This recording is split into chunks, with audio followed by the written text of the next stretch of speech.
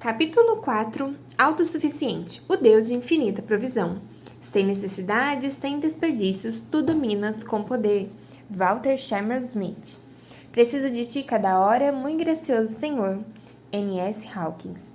Em 1989, o mundo da propaganda conheceu um novo ícone na forma de um coelhinho rosa, peludo e baterista.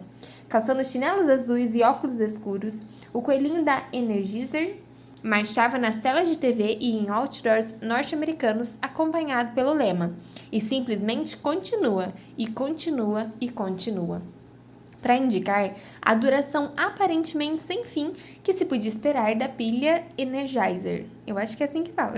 Sem precisar de recarga ou substituição, aquele pequeno roedor rosa era um dínamo autossustentável.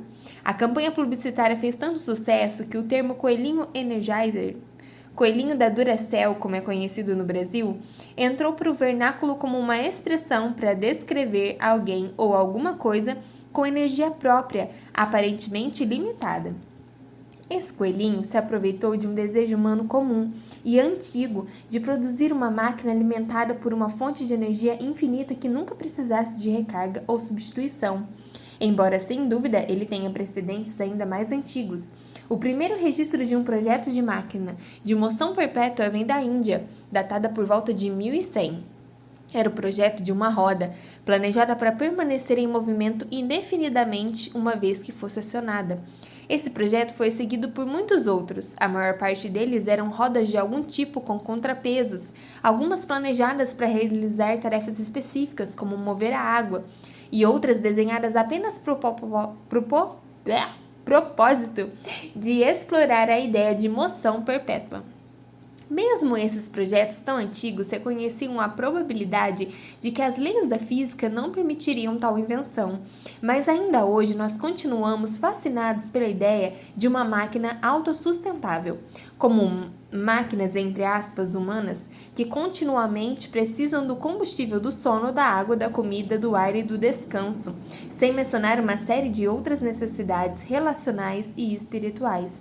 O pensamento de que possa haver uma forma de substituir pelo menos algumas dessas necessidades perpétuas pela suficiência perpétua é de fato muito sedutor. Considere, por exemplo, nossa atual obsessão cultural por bebidas com cafeína como evidência de nosso desejo de sermos criaturas que podem optar por dormir ou não, sem necessidades e ainda assim amável. Diferente do coelhinho da Duracell, nós não podemos simplesmente continuar e continuar e continuar. Somente Deus pode fazer isso.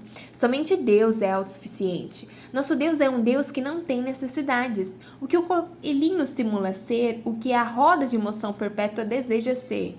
Deus o é de fato, uma fonte independente de sustento perpétuo e perfeito. O Deus que fez o mundo e tudo o que nele existe, sendo ele Senhor do céu e da terra, não habita em santuários feitos por mãos humanas, nem é servido por mãos humanas como se de alguma coisa precisasse, pois ele mesmo é quem a todos dá a vida, respiração e tudo mais. Atos 17, 24 e 25. Criando e sustentando todas as coisas, ele não é criado nem sustentado por ninguém. Por toda a eternidade, ele está perfeitamente provido nele e de si mesmo sem precisar de ajuda. Inabalável em força, nunca faminto nem sedento, nem experimentar falta alguma. Nada nem ninguém, fora dele mesmo, lhe oferece ajuda. Porque ele criou tudo, coisa alguma de sua criação jamais lhe seria necessária para a existência. Se assim o fosse, então como tal coisa teria sido sempre existido? Nosso Deus é autossuficiente, todas as coisas necessitam dele, entretanto, ele não necessita de nada. Certamente, ele não necessita de nós. Isso é novidade para algumas de nós que fomos ensinadas a acreditar que Deus criou os humanos por uma necessidade de amor ou de companhia. Isso soa tão bem, não soa? A ideia de que o ápice do ato da criação foi intencionado para preencher um vazio do tamanho do ser humano em seu coração transcendente. Mas não há qualquer vazio em seu ser, nenhuma lacuna que ele precise preencher para ser completo. Ele já é completo, completamente amoroso e completamente amado dentro da perfeita e eterna companhia da Trindade.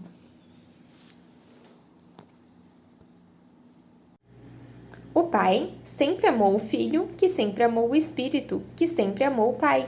Nenhuma necessidade de amor ou companhia levou a Trindade a declarar nossa existência. Ele nos criou alegremente e nos ama infinitamente, mas não precisa de nós. Tampouco as Escrituras o retratam como precisando de nós. Imagine se Deus tivesse saudado Abrão em Ur dizendo: Abrão, quando eu o encontrei, foi como se toda a minha vida ganhasse foco. Você me completa. Imagina se Deus tivesse dito a Moisés na sarça ardente: Moisés, você é um líder tão talentoso, sábio e compassivo.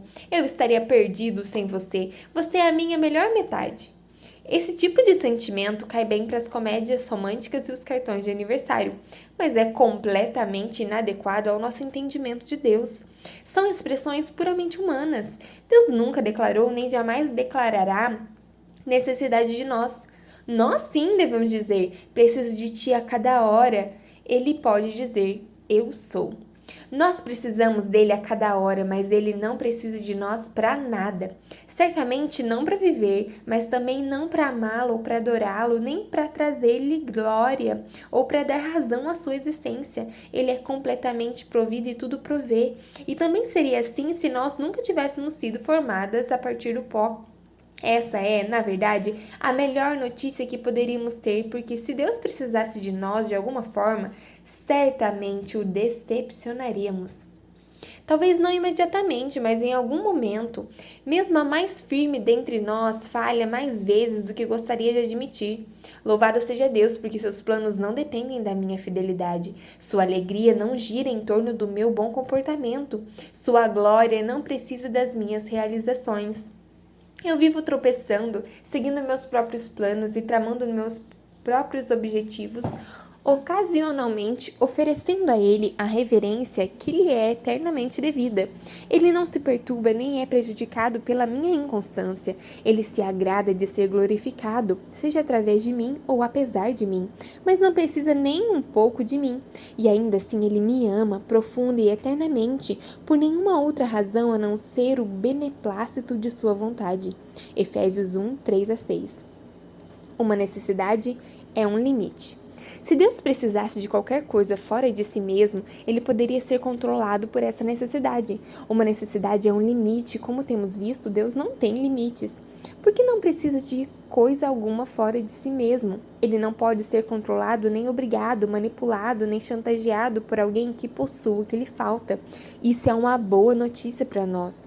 Nós humanos conhecemos bem a relação entre necessidade e controle. Pense na fome, por exemplo. O que acontece quando você fica com bastante fome num estádio ou em um parque de diversões? De repente, você está disposta a pagar $15 por nachos ruins e um copo de refrigerante. Por quê?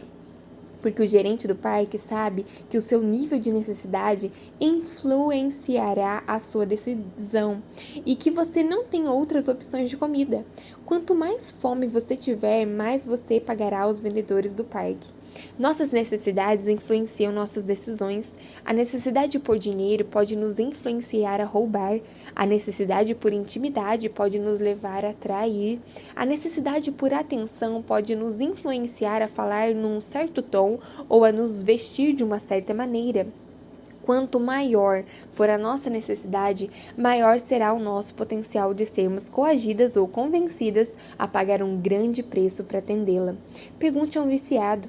Nossas necessidades nos enfraquecem face à tentação. É por essa razão que quando o texto de Tiago 1,13 nos diz que Deus não pode ser tentado, nós podemos acreditar. Não há qualquer isca que possa atrair o Todo-Poderoso. O que poderia tentar aquele cujas necessidades e desejos são atendidos em si mesmo? Louvado seja Deus, pois nenhum homem possui algo que Deus precisa, nem algo com que possa coagi-lo ou manipulá-lo. Eu não quero que você tenha esse tipo de influência sobre ele e tenho certeza de que você também não quer que eu a tenha. Estamos a salvo da chantagem uma da outra pela autossuficiência de Deus. Por que temos necessidades? Entretanto, a humanidade tem várias necessidades. uma realidade que gostaríamos muito de vencer ou esconder. Os norte-americanos, em particular, valorizam muito a independência. Eles amam a autonomia e veem a dependência como sinal de fracasso, algum tipo de defeito, uma falta de planejamento adequado ou de ambição. Nós, cristãos em específico, podemos interpretar a necessidade física, financeira ou espiritual como um sinal de que Deus retirou sua bênção de sobre nós por causa de alguma falha nossa. Mas por que temos essa visão? É quase como se o nosso entendimento não conseguisse separar a presença da necessidade da presença do pecado. Mas o pecado é a causa da necessidade humana? Uma rápida explicação sobre os 3 primeiros capítulos de Gênesis responde a essa pergunta com um ressonante não. No Éden, pré-queda, Adão e Eva foram criados para terem necessidades. Mesmo antes do fatídico colher do fruto proibido, eles dependiam de Deus para o ar em seus pulmões, para a comida em seus estômagos, para água, terra e luz. Eles tinham necessidades tanto físicas quanto espirituais, antes do pecado entrar em cena. Deus os criou com necessidades para que, em sua insuficiência, pudessem se voltar para a fonte de tudo o que é necessário, reconhecessem sua necessidade e lhe adorassem. Ao invés disso, eles buscaram por autonomia. Como eles, nós vemos a necessidade humana como uma falha e a autossuficiência humana como uma conquista recompensadora. Tornamo-nos malabaristas. Com a vida entrando em colapso por todos os lados, nós colocamos um sorriso no rosto e dissimulamos durante o domingo na igreja, negando nossa necessidade por autenticidade. Nós fazemos um novo empréstimo, negando nossa necessidade por estabilidade financeira. Nós ignoramos nossos sintomas de doença, negando nossa necessidade por atenção médica. Nós trabalhamos até tarde, negando nossa necessidade de descanso. Nós passamos fome para entrar no manequim tamanho 36, negando nossa necessidade por comida. Eu estou bem, eu estou mais do que bem e certamente não preciso de ajuda. Nós mudamos a adoração a Deus, que deveria ser o resultado de vermos a nossa necessidade para nos voltarmos à adoração de nós mesmas, crendo que, assim como Deus, somos autossuficientes. Deus, em sua infinita sabedoria, nos criou precisando dele, e ele também nos criou precisando uns dos outros. O texto de Gênesis 2 nos lembra de que não é bom que o homem esteja só. Ao invés disso, é bom que ele esteja em um relacionamento. O Novo Testamento expande essa ideia para incluir a comunhão dos crentes, comparando-nos a um corpo cujas partes dependem uma das outras e para a qual a autossuficiência é tanto ilógica quanto impensável. Não podem os olhos dizer à mão, não precisamos de ti, nem ainda a cabeça aos pés, não preciso de vós. 1 Coríntios 12, 21. Nós fomos criadas para necessitar tanto de Deus quanto dos outros. Nós negamos isso para o nosso próprio perigo. Não temos necessidades por causa do pecado. Somos necessitadas por um propósito divino. Certamente podemos ter necessidades de formas pecaminosas e frequentemente confundimos a necessidade com o querer, mas não fomos criadas para ser autossuficientes. Tampouco fomos recriadas em Cristo para tal. A santificação é o processo de aprender a crescer em dependência, não em autonomia. Desmascarando a autossuficiência. Quais são as marcas de autossuficiência na vida do crente? Como podemos saber quando paramos de depender de Deus e dos outros? Quando negamos nossa necessidade de Deus, a autossuficiência se revela das seguintes maneiras. Falta de oração. Nossa autoconfiança nos leva a deixar de nos aproximarmos de Deus em petição, louvor, confissão e ação de graças, porque acreditamos a nós mesmas a função de provedora. Deixamos de conversar com o nosso verdadeiro provedor. Esquecimento. Como Israel, no Antigo Testamento, esquecemos-nos da inegável provisão de Deus no passado. Como Israel, confiamos nossas necessidades atuais e futuras ao ídolo do eu, o qual adotamos da cultura ao nosso redor. Raiva nas provações. Quando as dificuldades nos forçam a encarar nossos limites, sentimos raiva em ver nossa necessidade exposta. Somos incapazes de considerar nossas provações como um motivo de alegria. Tiago 1:2. Vemos-as como um veredito sobre nossa fraqueza ao invés de uma oportunidade para aprender a dependência de Deus. Falta de convicção de pecado pessoal. Tornamo-nos cada vez mais incapazes de reconhecer nossa necessidade pessoal por perdão. Quando ouvimos um sermão ou lemos uma passagem das Escrituras, achamos que são admoestações generalizadas ao invés de personalizadas. Quando negamos a nossa necessidade de outros crentes, a autossuficiência se revela das seguintes formas: evitamos a comunidade cristã, porque não queremos nem acreditamos que precisamos de ajuda. Nós não separamos lugar em nossas vidas para desenvolver relacionamentos profundos e autênticos com outros crentes. Dissimulação. Quando temos que interagir com outros crentes, nós dissimulamos o real estado de nossas vidas para preservar a nossa autonomia. Falta de prestação de contas. Crendo na nossa própria mentira de que temos tudo sob controle, nós ficamos cada vez mais indispostas a pedir ou a receber conselhos ou correção de outro crente. Quando recebemos um parecer não solicitado acerca de nosso pecado, nós o rejeitamos. Falta de humildade. Nossa crescente dependência de nós mesmas produz crescente incapacidade de pedir ou receber ajuda de outros, mesmo quando nossa necessidade é óbvia. Quando recebemos ajuda não solicitada, sentimos-nos envergonhadas e até ressentidas. Exaustão. Quando recusamos pedir ou aceitar ajuda, nós excedemos os nossos limitados recursos físicos e emocionais, vivendo em constante estado de ansiedade e cansaço. Derrubando o mito da autossuficiência humana.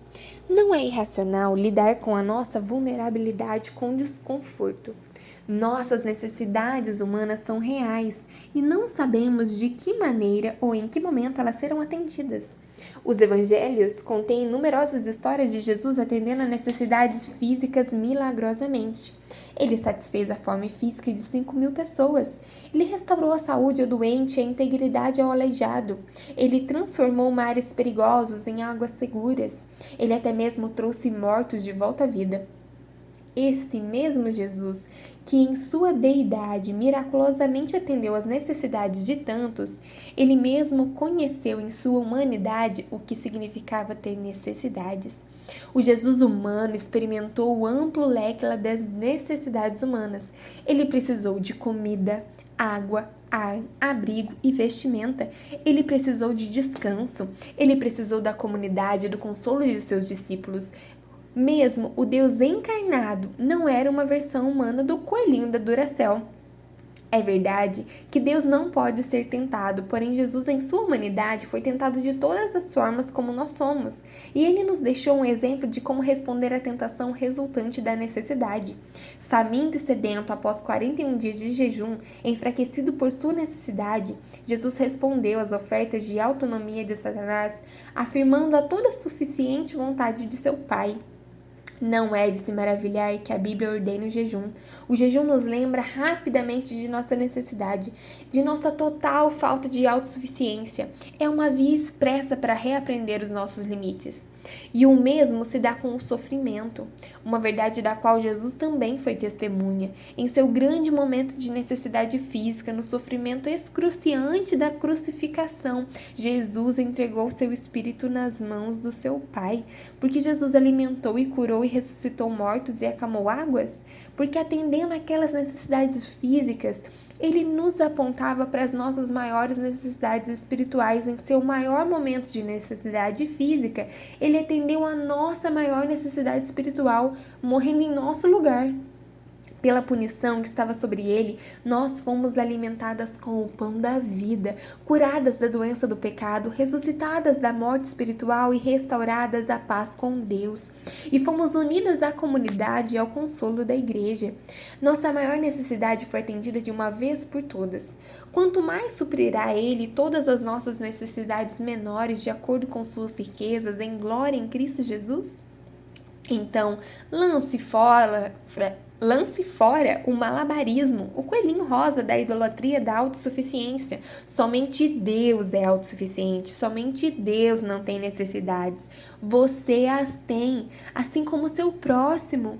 Não existe em louvar a Deus por ser tão diferente de você nesse aspecto. Não existe hesite em confessar a ele sua tendência de confiar em seus próprios recursos ao invés de reconhecê-lo como seu provedor. Não hesite em confessar suas necessidades a ele e pedir que as atenda. Não apenas isso, mas também não hesite em pedir a ajuda de outros e em recebê-la graciosamente quando lhe for dada.